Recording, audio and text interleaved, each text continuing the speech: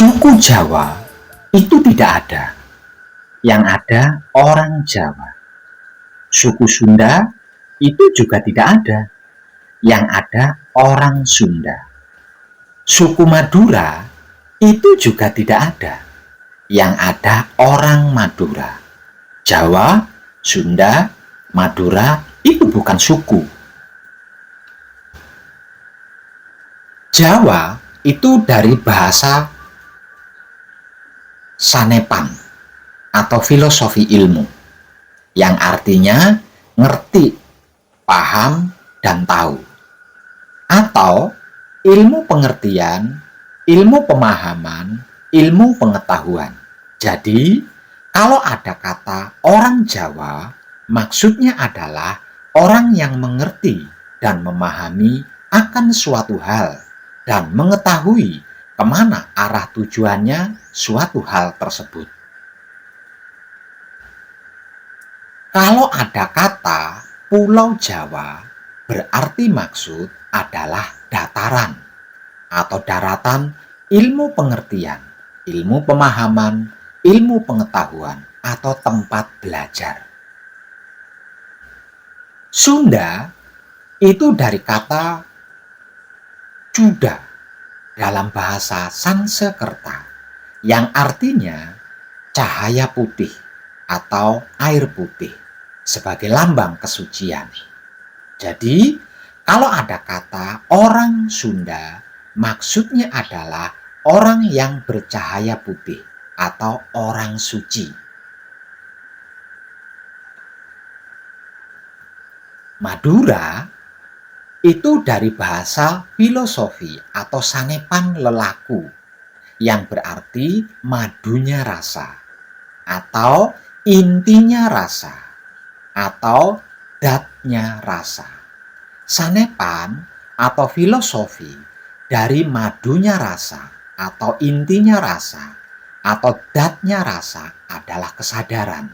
Jadi kalau ada kata orang Madura, maksudnya adalah orang yang sudah sadar atau orang yang berkesadaran.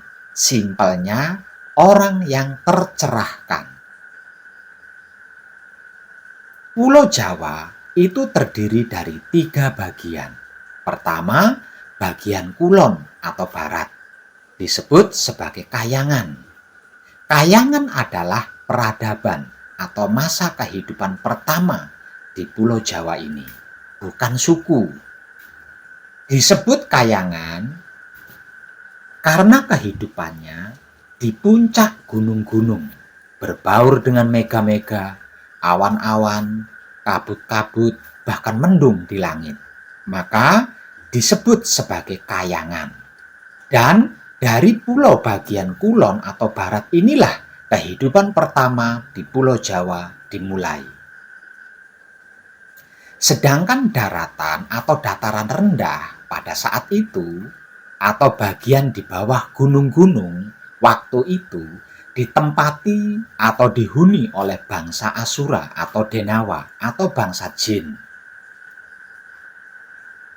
Sehingganya tidak sembarang orang dari luar Pulau Jawa berani dan masuk ke wilayah Pulau Jawa, kecuali orang-orang yang sakti mandraguna. Itu pun untuk melakukan ritual pertapaan, bukan untuk jalan-jalan atau yang lainnya. Dan lagi, kedatangannya harus bertarung terlebih dahulu, mengalahkan penghuni setempat di Pulau Jawa, yaitu bangsa Asura atau Denawa atau bangsa Jin. Kalau tidak, selama berada di area Pulau Jawa tidak akan bisa tenang dan nyaman karena selalu diganggu di setiap saatnya secara bergantian oleh setiap Asura atau Denawa atau bangsa Jin yang dijumpainya di setiap tempat. Sedangkan peradaban Kayangan itu tidak berada di dataran rendah atau datar, melainkan di atas puncak gunung-gunung. Sebab karena inilah seluruh puncak gunung-gunung di Pulau Jawa selalu dilabeli tempatnya para dewa, pertapaan para dewa, atau kedatonnya para dewa. Secara sejarah disebut juga sebagai kerajaan kayangan atau kerajaan langit atau kadewatan atau kerajaan surga. Penghuninya adalah para dewa dan dewi. Di kerajaan kayangan yang secara sejarah disebut sebagai kerajaan langit atau kadewatan atau kerajaan surga inilah yang disebut Nabi Adam dan Siti Hawa pernah tinggal, yang kemudian diturunkan ke bumi oleh Maha Suci Tuhan untuk menjalani proses hukuman karena telah melakukan kesalahan di kerajaan kayangan atau kerajaan langit atau kadewatan atau kerajaan surga, yaitu mencuri dan memakan buah keabadian. Lalu hal ini ditiru oleh raja dewa dan dewi atau dewa raja untuk memberikan hukuman kepada para dewa maupun dewi, penghuni kerajaan kayangan atau kerajaan langit atau kadewatan atau kerajaan surga. Jika melakukan kesalahan, pasti hukuman beratnya adalah diturunkan ke bumi. Untuk melakukan perjuangan supaya bisa naik ke kerajaan kayangan atau kerajaan langit atau kadewatan atau kerajaan surga dengan segenap pengorbanan dan pengabdiannya kepada makhluk-makhluk di bumi sebagai penebus kesalahan. Dan setelah berhasil menebus kesalahannya, baru bisa naik lagi ke kerajaan kayangan atau kerajaan langit atau kadewatan atau kerajaan surga. Di setiap ada yang dikeluarkan dari kerajaan kayangan atau kerajaan langit atau kerajaan kedewatan atau kerajaan surga untuk menjalani hukuman di bumi, inilah yang disebut sebagai orang Jawa oleh makhluk bersuku-suku di bumi, dikarenakan bukan manusia biasa, melainkan dewa atau dewi yang sedang menjalani hukuman di bumi. Artinya bukan orang bodoh, bukan orang tolol, bukan orang songong, melainkan seorang yang waskita karena dia adalah dewa atau dewi. Simpel dan mudah, serta penjelasan gampangnya seperti ini. Dewa pertama yang diturunkan ke bumi untuk menjalani masa hukuman dari langit mengalami kesulitan untuk berinteraksi dengan makhluk di bumi karena bahasanya berbeda dengan bahasa di bumi. Artinya sulit dipahami oleh orang-orang di bumi. Agar supaya bahasa dewa atau bahasa langit ini bisa dipahami oleh makhluk di bumi, khususnya penghuni Pulau Jawa yang berada di bawah kerajaan kayangan, kemudian diciptakannya aksara Jawa. Tujuannya untuk berinteraksi dengan makhluk di bumi dengan mudah. Jadi, kata Jawa selain yang sudah saya sampaikan tadi, Jawa itu adalah aksara atau huruf dari para dewa untuk menuliskan kata bahasa atau mewakili suara yang keluar dari mulut ketika sedang berbicara dengan orang-orang di bumi. Aksara atau huruf terdiri dari ha, na, caraka hingga sampai ke nga, yang kemudian digunakan untuk berkomunikasi di kesehariannya oleh orang-orang yang tinggal menetap di Pulau Jawa. Namun sedikit diubah agar supaya tidak sama dengan bahasa dewa atau bahasa langit yang oleh mereka pada saat itu dianggap suci atau sakral atau tinggi. Sehingganya agar supaya ada perbedaan antara bahasa langit dan bahasa bumi, maka diubahnya hana caraka hingga nga menjadi hono coroko hingga ngo. Sekali lagi saya jelaskan, Jawa selain yang sudah saya jelaskan tadi, Jawa juga berarti aksara atau huruf untuk menuliskan kata-kata atau sistem tanda grafis yang digunakan manusia di bumi untuk berkomunikasi antara makhluk langit dan makhluk di bumi. Contoh misalnya, Arab. Arab adalah aksara yang mula-mula digunakan untuk menuliskan bahasa Arab. Diturunkan dari Amaria, ditulis dari kanan ke kiri. Jadi, Arab itu bukanlah suku, melainkan aksara atau huruf untuk menulis. Begitu juga dengan Jawa.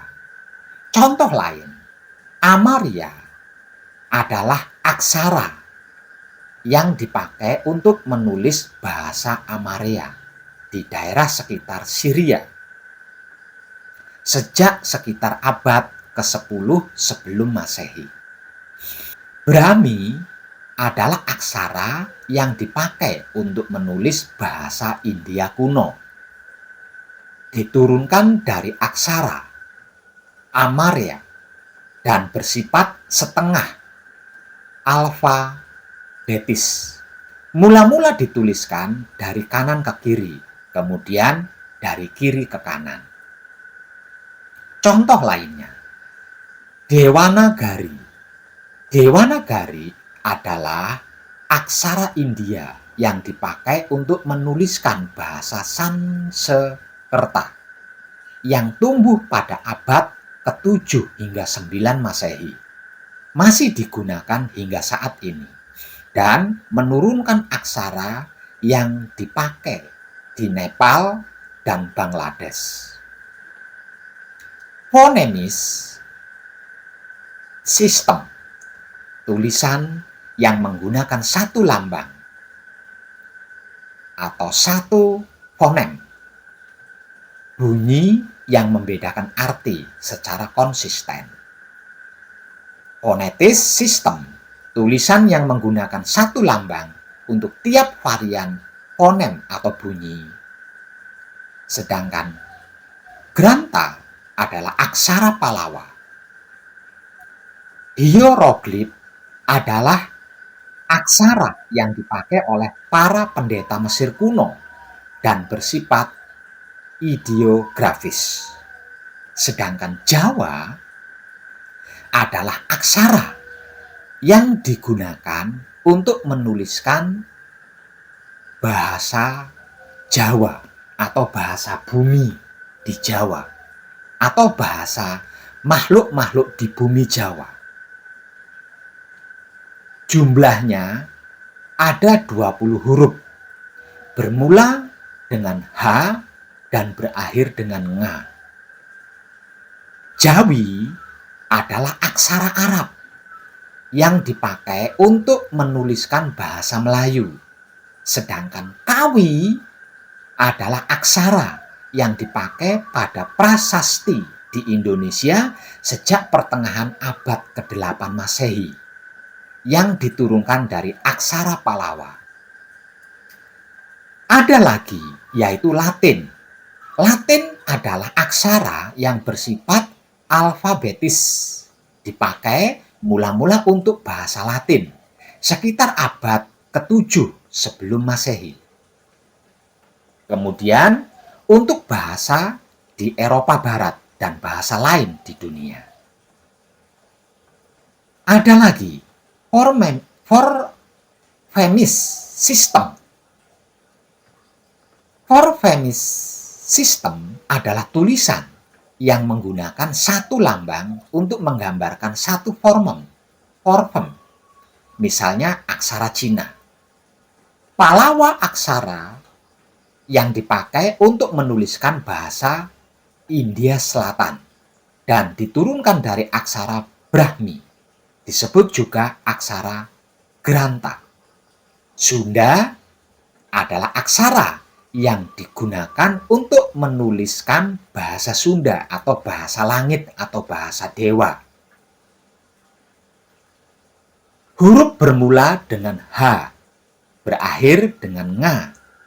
Bentuk dan kaidah penulisannya sama dengan aksara Jawa.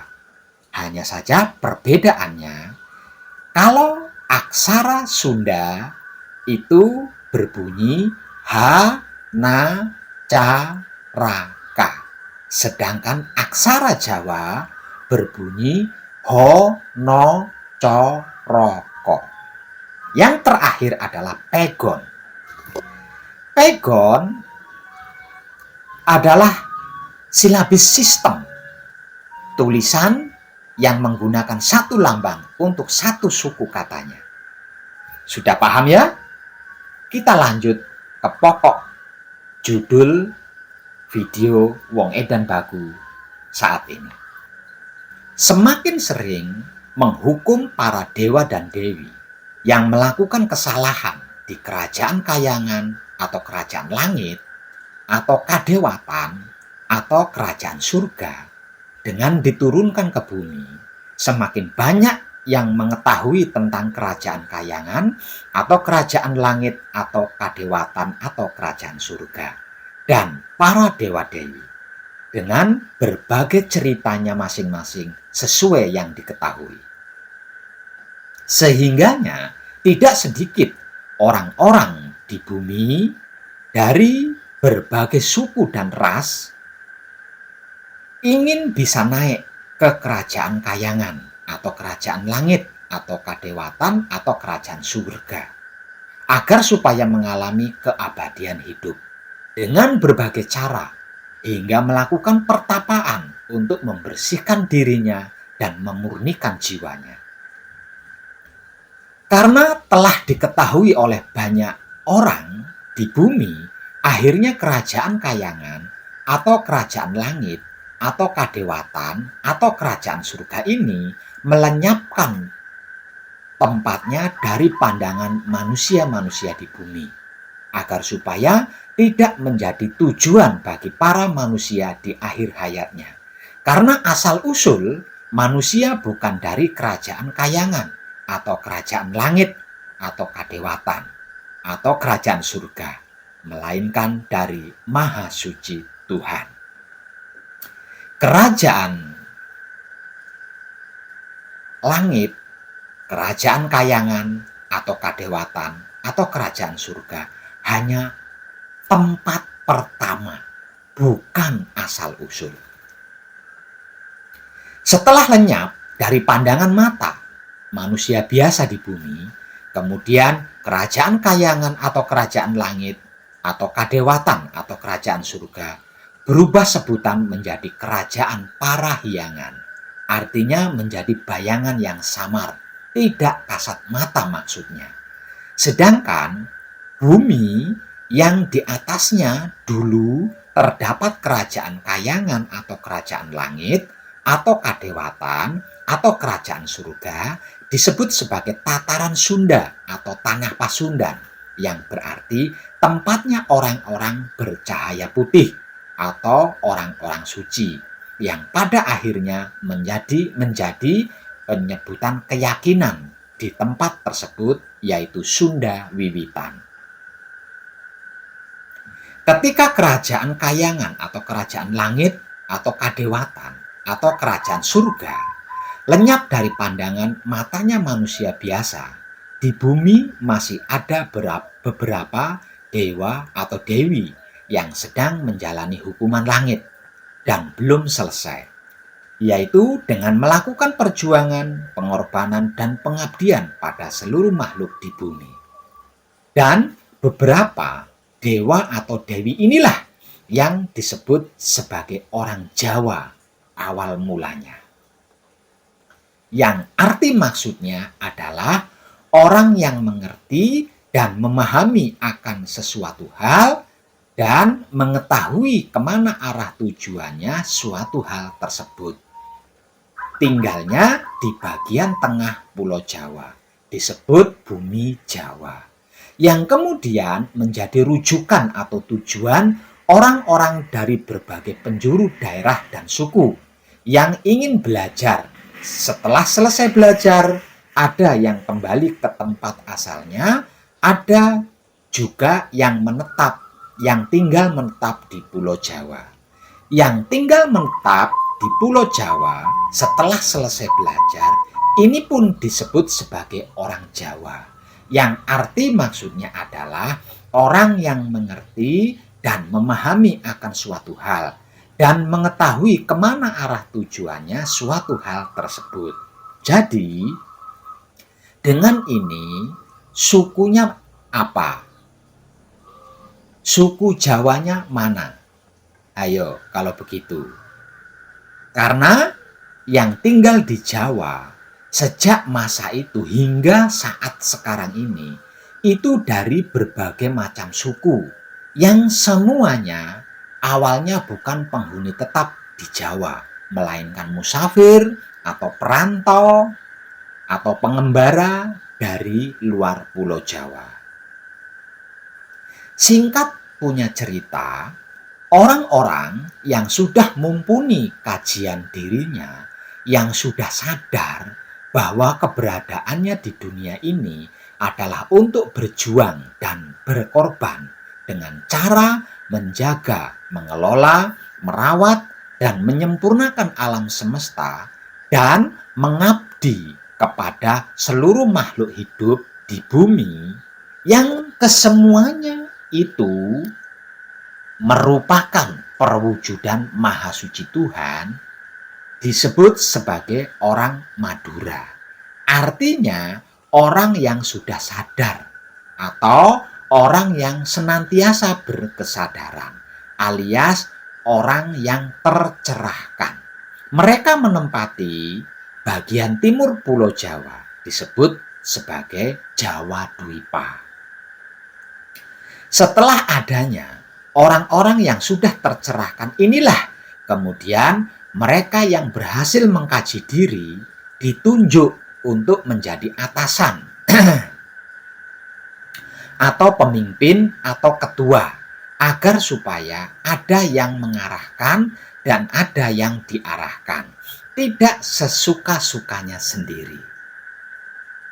Nah, bermula dari sinilah kerajaan-kerajaan atau pemerintahan-pemerintahan di daratan atau dataran atau Pulau Jawa dimulai diadakan di berbagai sudut wilayah, yang ketika itu Pulau Sumatera, Pulau Bali, dan Pulau Madura serta pulau-pulau kecil lainnya sekitar Jawa masih menjadi satu dengan Pulau Jawa. Pertanyaannya, dengan ini adakah suku Jawa, suku Sunda, suku Madura? Kalau penghuni tetap Pulau Jawa harus diberi label suku, maka sukunya adalah suku Dewa. Bukan suku Sunda, bukan suku Jawa, juga bukan suku Madura. Oke? Kesimpulannya, jangan mengaku orang Jawa kalau belum mengerti, belum memahami apa dan bagaimana dirimu, serta belum mengetahui kemana arah tujuan dirimu, alias belum kenal siapa dirimu, dari mana dirimu, untuk apa dirimu, dan hendak kemana dirimu. Jangan mengaku orang Sunda kalau jiwa ragamu belum memancarkan cahaya putih yang merupakan lambang fitrah atau sucinya diri. Dan jangan mengaku orang Madura kalau belum sadar atau tercerahkan, karena panjenengan masih termasuk belum jelas statusnya.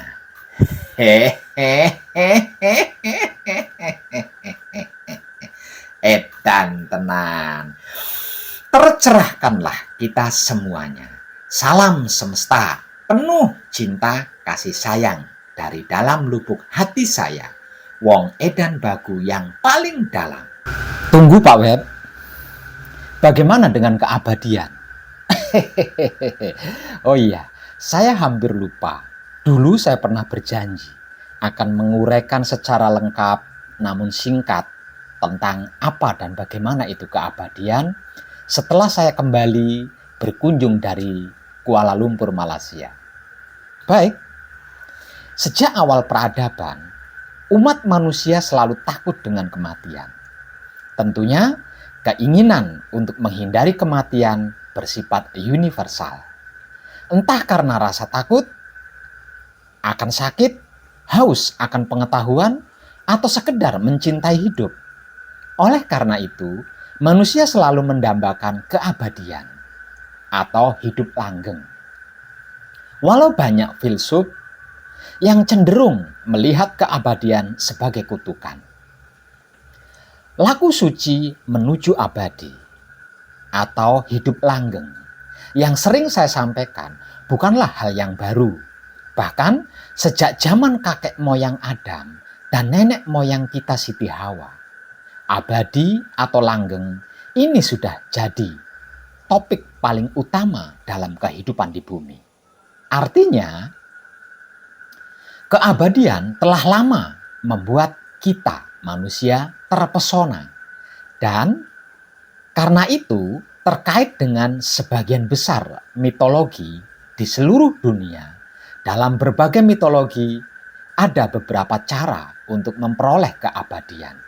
Apa sajakah itu? Mari kita simak penjelasan dari Wong Edan Bagu baik-baik sejarahnya. Yang pertama, dalam mitologi kehidupan manusia pertama, yaitu Adam dan Hawa. Penyebab utama yang menjadikan Adam dan Hawa adalah memakan buah kuldi sebelum waktunya. Dalam skenario Tuhan, makhluk paling sempurna dibanding makhluk-makhluk lainnya, yaitu manusia, akan dibuat abadi atau langgeng. Sebab karena itu, Tuhan menyiapkan tumbuhan kuldi yang nantinya buahnya akan diberikan kepada Adam Hawa untuk dimakan agar supaya menjadi abadi. Namun, sebelum waktunya, karena bujukan malaikat Azazil yang memperdaya Siti Hawa, Adam pun ikut terpedaya memakan buah kuldi sebelum tiba waktunya. Akibatnya, Adam dan Hawa pun merasa bersalah kalau nantinya mendapat murka dari Tuhan. Lalu, Adam dan Hawa melarikan diri dari surga, kemudian terperosok jatuh ke dalam dunia fana. Hingga pada akhirnya menerima perintah untuk menjadi raja di dunia atau di bumi dengan tugas menjaga, merawat, mengelola, dan menyempurnakan alam semesta seisinya sebagai jalan kembali ke hadirat Tuhan. Karena makan buah kuldinya mencuri, itu pun belum waktunya, maka Adam dan Hawa tetap mengalami kematian setelah hidup selama ratusan tahun. Ada yang tahu usia kehidupan Nabi Adam dan Hawa, kakek nenek moyang kita, berapa tahun? Hampir 1000 tahun. Itu berkat dari memakan buah kuldi atau buah keabadian. Yang kedua, dalam mitologi Yunani, orang-orang Yunani untuk mendapatkan keabadian dengan memancing kemarahan dewa atau malaikat dan meminum ambrosia. Dewa itu menurut istilah spiritual, sedangkan istilah religinya disebut sebagai malaikat. Oke? Kisah mitologi Yunani yang kala itu dipenuhi dengan hukuman langit yang dijatuhkan kepada manusia yang angkuh dan mencoba menentang dewa atau malaikat. Banyak dari mereka yang dihukum dengan keabadian. Tidak mati-mati artinya. Salah satunya adalah Raja Epira bernama Sisyphus. Di mana mudanya Sisyphus mencoba menipu Zeus dan bahkan menjebak lalu memukuli. Karena perbuatannya, Sisyphus dihukum untuk menggulingkan batu besar ke atas bukit setiap harinya, hanya untuk melihatnya terjatuh setiap malam. Ia harus menjalani hukuman ini seumur hidupnya di dunia bawah. Artinya tidak mengalami kematian.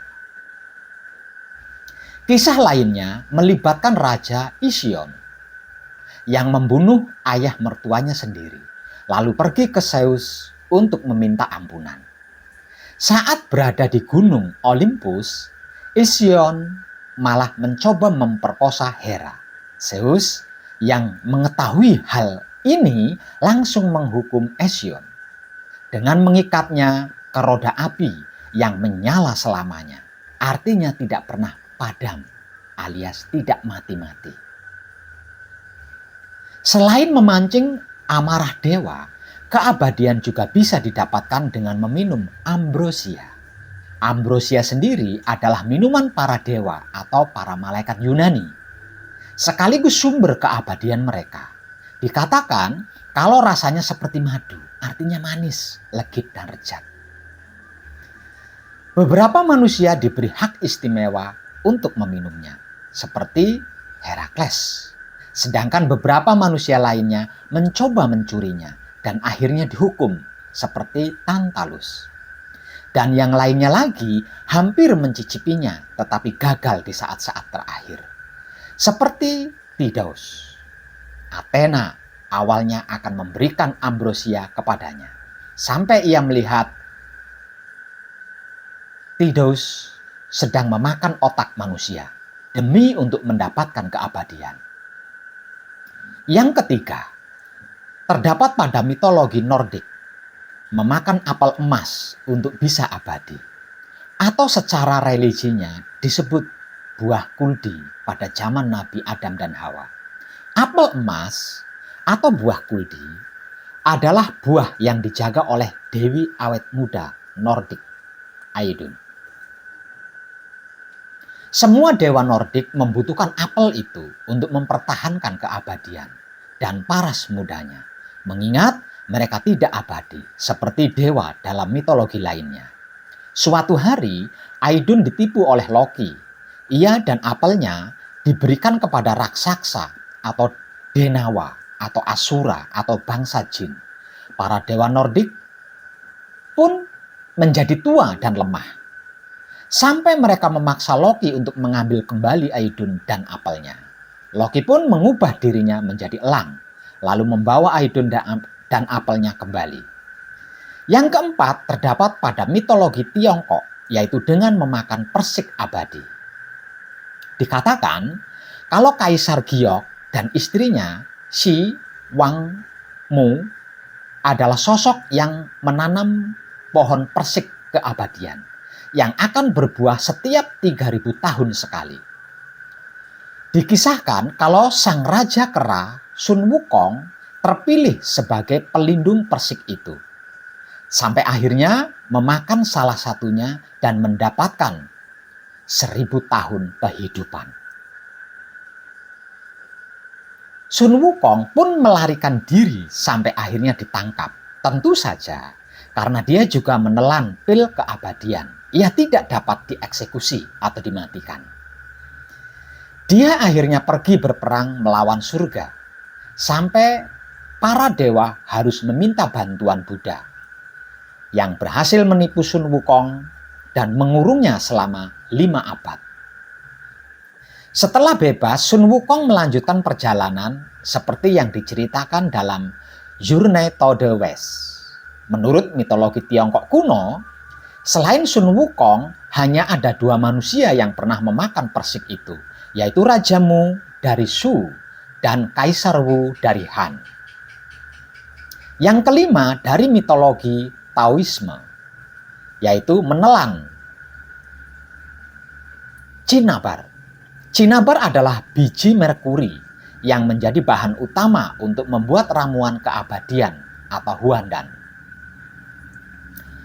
Para Taois percaya kalau menelan bahan-bahan tertentu seperti cinnabar atau emas akan membersihkan tubuh mereka dari ketidaksempurnaan yang dalam prosesnya akan memberikan mereka keabadian.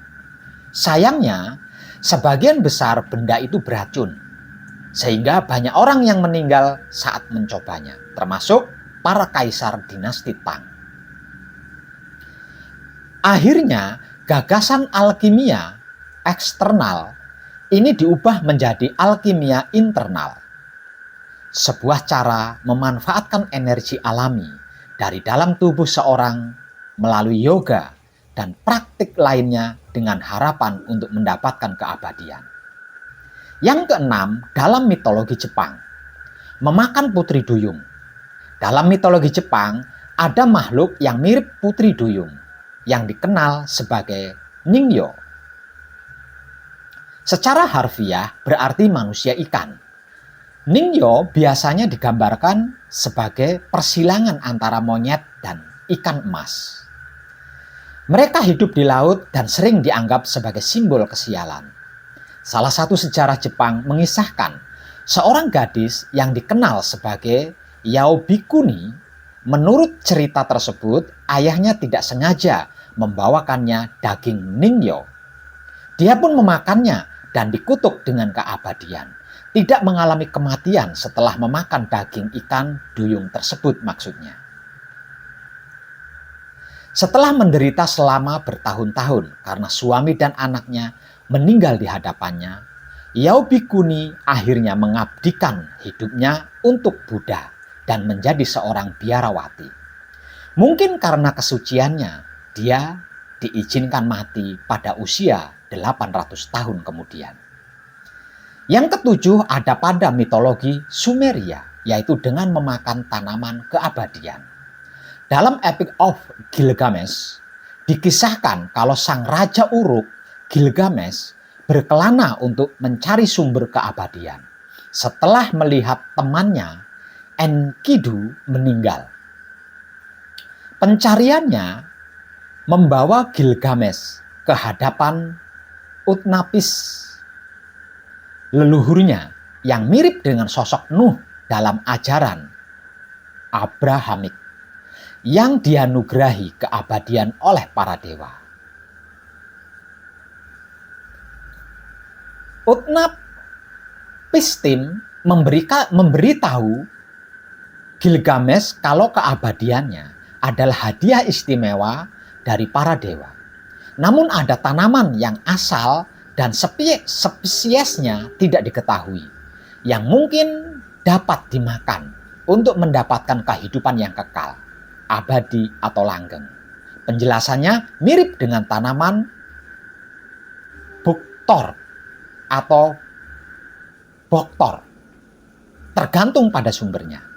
Namun setelah menemukannya, Gilgamesh menjadi lengah dan membiarkan seekor ular memakan tanamannya. Hal ini menjadi penjelasan mengapa ular bisa mengganti kulitnya alias tidak mengalami kematian. Yang kedelapan ada pada mitologi Hindu, yaitu dengan mengonsumsi amrita atau tirta amerta. Amrita adalah kata Sanskerta yang secara harfiah berarti keabadian. Kata lain dari amrita secara spiritual modern disebut juga sebagai tirta amerta, air keabadian atau tirta kamandalu, tirta prawitasari, tirta mayasandi, dan masih banyak lagi penyebutan-penyebutan lainnya. Pada awalnya, para dewa Hindu adalah makhluk fana yang kehilangan keabadian. Karena sebuah kutukan, mereka pun mencari cara untuk memperoleh kehidupan kekal, abadi atau langgeng.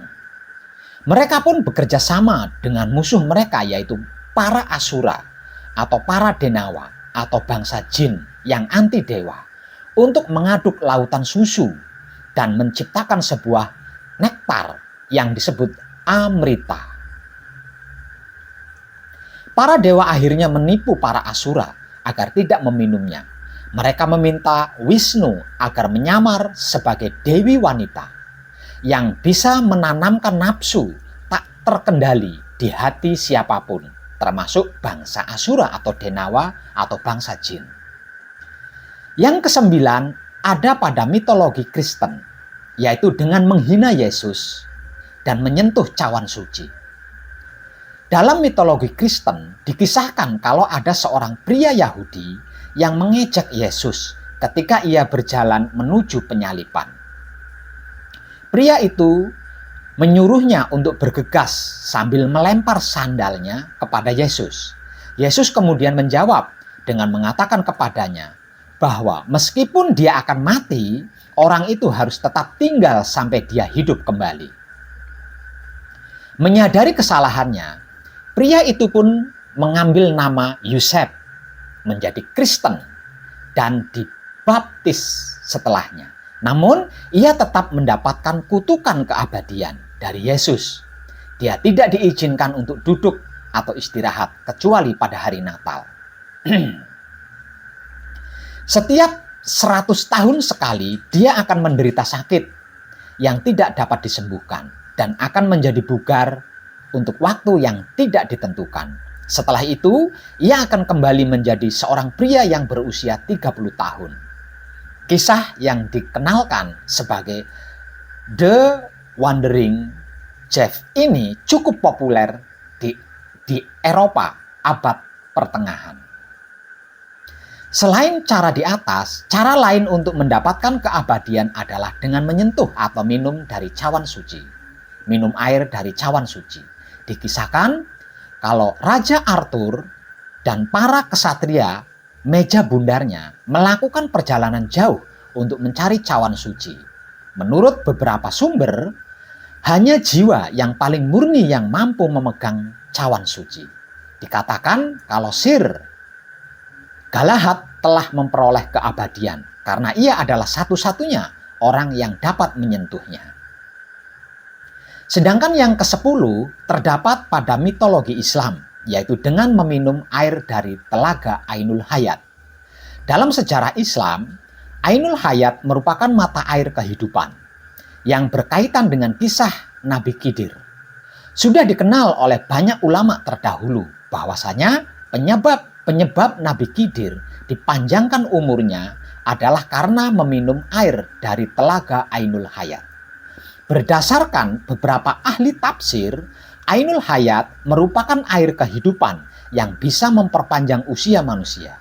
Siapapun yang meminum airnya diyakini akan memiliki kehidupan abadi selama di dunia hingga akhir kiamat. Namun, keberadaan Ainul Hayat itu sendiri masih menjadi misteri hingga saat ini. Beberapa sumber menyebutkan tidak ada satupun yang mengetahui di mana letak persisnya Ainul Hayat kecuali Nabi Khidir itu sendiri.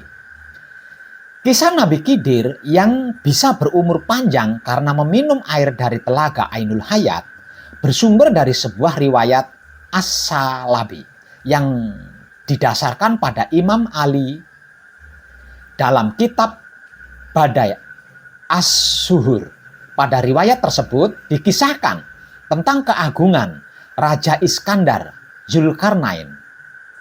Zulkarnain merupakan raja agung yang mampu menaklukkan dunia timur dan barat. Meskipun kekuasaannya luas, tidak lantas menjadikan sombong dan semena-mena. Justru sebaliknya. Zulkarnain menjadi salah satu raja yang beriman dan bertakwa kepada Tuhan. Suatu ketika di sekitar tahun 322 sebelum Masehi, Zulkarnain berjalan di atas bumi menuju ke tepi belahan bumi yang lain. Sebutan ini dikenal sebelum ada istilah timur dan barat.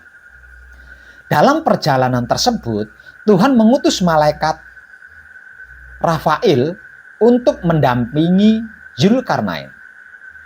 Di tengah perjalanan, Zulkarnain berkata kepada malaikat Rafail, "Wahai malaikat Rafail, ceritakanlah kepadaku tentang ibadah para malaikat di langit, di kerajaan langit." Malaikat Rafail kemudian menjawab tentang ibadah para malaikat di kerajaan langit. Di antaranya ada yang berdiri, tidak mengangkat kepala selama-lamanya. Ada yang bersujud, tidak mengangkat kepala selama-lamanya. Dan ada pula yang ruku, tidak mengangkat kepala selama-lamanya. Begitulah penjelasan malaikat Rafail kepada Raja Zulkarnain. Mendengar jawaban malaikat Rafail tersebut, Zulkarnain termenung. Di dalam benaknya muncul keinginan untuk melakukan ibadah yang sama seperti halnya para malaikat di kerajaan langit. Zulkarnain memang diketahui sebagai raja yang senang melakukan ibadah kepada Tuhan. Di tengah ketermenungannya, malaikat Rafael kemudian berkata, "Sesungguhnya Tuhan telah menciptakan sumber air di bumi. Namanya Ainul Hayat, sumber air kehidupan. Barang siapa meminumnya seteguk saja, maka tidak akan mati sampai hari kiamat. Atau sehingga ia memohon kepada Tuhan agar dimatikan." Zulkarnain menjadi penasaran dan bertanya lagi kepada malaikat Rafael, "Apakah kau tahu di mana tempat Ainul Hayat itu?" Malaikat Rafael pun menjawab bahwa sesungguhnya telaga Ainul Hayat itu berada di bumi yang paling gelap. Setelah mendengar penjelasan dari malaikat Rafael tentang Ainul Hayat, maka Zulkarnain segera mengumpulkan bala para alim ulama dan bertanya kepada mereka tentang Ainul Hayat. Tetapi mereka menjawab, "Kami sungguh tidak tahu." Namun ada seorang alim di antara mereka yang menjawab, "Sesungguhnya aku pernah membaca di dalam wasiat Nabi Adam." Ia berkata bahwa sesungguhnya Tuhan meletakkan Ainul Hayat di bumi yang gelap. Ketika Zulkarnain bertanya di mana tempat bumi yang gelap itu, orang alim itu pun menjawab lagi, di tempat keluarnya matahari. Menurut beberapa penafsiran, orang alim yang dimaksud tersebut adalah Nabi Khidir, yang ikut dikumpulkan Raja Zulkarnain bersama orang-orang alim lainnya. Nabi Khidir kemudian menjadi salah satu seorang yang diajak Zulkarnain dalam ekspedisinya mencari sumber mata air Ainul Hayat tersebut. Nabi Khidir pun diketahui menjadi salah satu yang memimpin pasukan yang menempuh perjalanan jauh untuk mencari Ainul Hayat hingga menjumpai tempat di mana matahari keluar. Tepat pada arah kiblat, mereka diketahui melakukan perjalanan selama 12 tahun lamanya. Begitu sampai di tepi bumi yang gelap itu, dikisahkan gelapnya seperti asap, bukan seperti gelapnya waktu malam. Kemudian Zulkarnain masuk ke tempat tersebut dengan didampingi oleh Nabi Khidir. Saat mereka berjalan, Tuhan memberikan wahyu kepada Nabi Khidir. Sesungguhnya Ainul Hayat itu berada di sebelah kanan jurang. Dan Ainul Hayat itu aku khususkan untuk kamu. Setelah mendapatkan wahyu tersebut, kemudian Nabi Khidir berjalan menuju ke sebelah kanan jurang. Dan didapati olehnya Ainul Hayat yang dicarinya itu. Nabi Khidir lantas melepas pakaiannya dan menuju Ainul Hayat tersebut untuk mandi dan meminum airnya. Setelah mandi dan meminum air Ainul Hayat, ia pun menemui Zulkarnain yang tidak pernah tahu kejadian tersebut. Sementara Zulkarnain dikisahkan berkeliling selama 40 hari di tempat yang gelap gulita itu tanpa berhasil menemukan letak Ainul Hayat. Sejumlah para ahli tafsir Islam menyebutkan berkat Ainul Hayat tersebut, maka Nabi Khidir diketahui masih hidup dan keberadaannya masih ada di bumi hingga saat ini. Yang ke-11 terdapat pada mitologi Jawa, yaitu dengan melakukan ritual moksa, meminum tirta amerta. Ingat, seperti yang sudah teramat sering saya sampaikan, Jawa itu bukan suku, bukan adat, bukan tradisi loh ya. Jawa itu adalah ilmu. Ilmu apa Pak Web? Ilmu pengertian, ilmu pemahaman, dan ilmu pengetahuan. Yang secara singkat disebut pencerahan alias ilmu pencerahan atau juga tercerahkan. Secara universal disebut juga sebagai sains. Lanjut ke pokok. Orang-orang Jawa di abad kuno dulu melakukan ritual moksa untuk mendapatkan keabadian atau kelanggengan. Ritual moksa ini memiliki 3 tahapan yang harus dilakukan sebelum moksa. Tahapan pertama, melakukan pembersihan raga atau tubuh atau badan dengan cara mandi di 7 sumber mata air yang berbeda tempat. Tahapan kedua, meminum amrita atau tirta amerta, yang kemudian melakukan samadhi selama 7 hari 7 malam tanpa henti hingga berhasil manunggal jati, lenyap seluruh dirinya. Pertanyaannya, lantas tirta amerta atau amrita yang sesungguhnya itu apa, Pak Web? Edan tenan lah, ini dia, cerdas panjenengan. Amrita atau tirta amerta atau tirta kamandalu atau tirta prawitasari atau tirta mayasandi atau ainul hayat, dan masih banyak sebutan-sebutan lainnya yang bikin pusing di kepala, yang secara simpel disebut sebagai air keabadian atau air kehidupan yang abadi, adalah tak lain dan tak bukan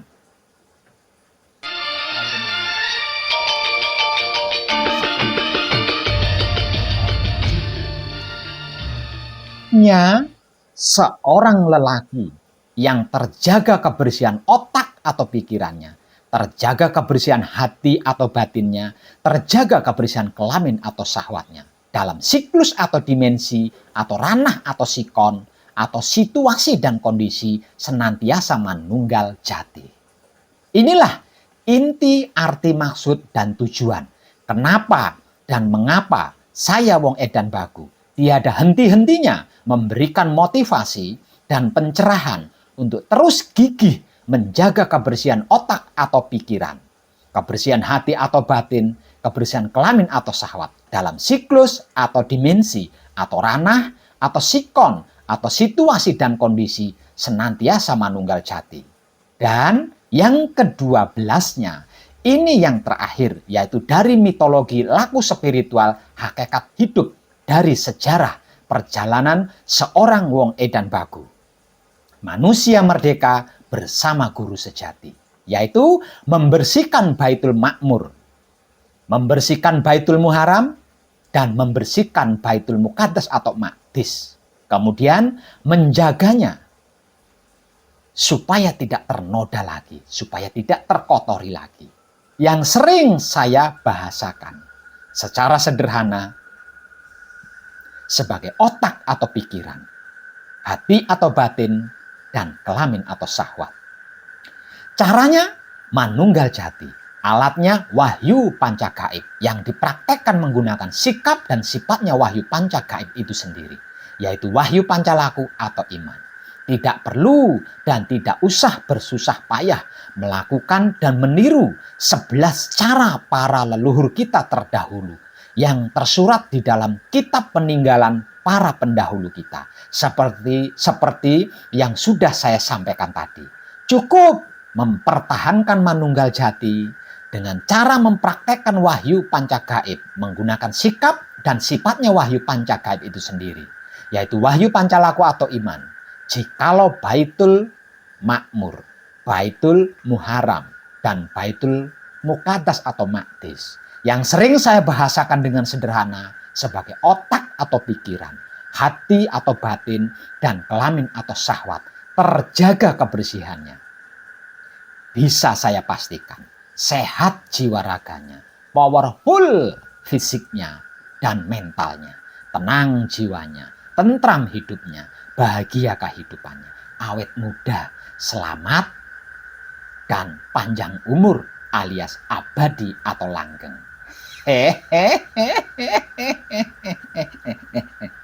Edan tenan. Tercerahkanlah kita semuanya. Salam semesta, penuh cinta kasih sayang dari dalam lubuk hati saya Wong Edan Bagu yang paling dalam.